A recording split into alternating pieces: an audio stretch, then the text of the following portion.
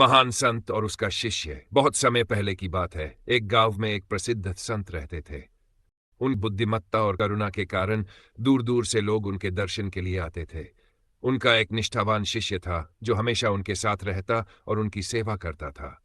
एक दिन शिष्य ने संत से पूछा, गुरुदेव, जीवन में सबसे महत्वपूर्ण गुण क्या है? संत मुस्कुराए और बोले, कल प्रातःकाल हम जंगल में चलेंगे, वही तुम्हें उत्तर मिलेगा। जीवन का सबसे महत्वपूर्ण गुण। अगली सुबह संत और शिष्य जंगल की ओर चल पड़े।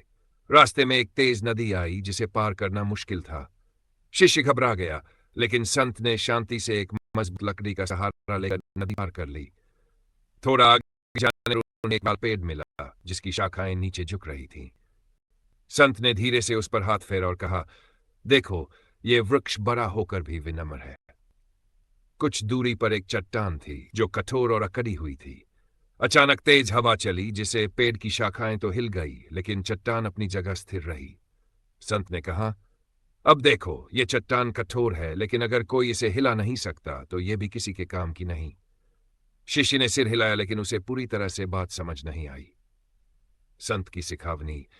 संत ने मुस्कुराकर कहा, बेटा, जीवन में सबसे महत्वपूर्ण गुण सौम्यता, नम्रता। जैसे पेड़ बड़ा होकर भी झुकता है, वैसे ही एक सच्चा ज्ञानी व्यक्ति भी विनम्र होता है। लेकिन जो कठोर और अकड़ कर खड़ा रहता है, वह जीवन में किसी का भला नहीं कर सकता। शिष्य ने यह सीख अपने मन में बैठा ली और निश्चय किया कि वह भी हमेशा सौम्य और विनम्र बनेगा। शिक्षा।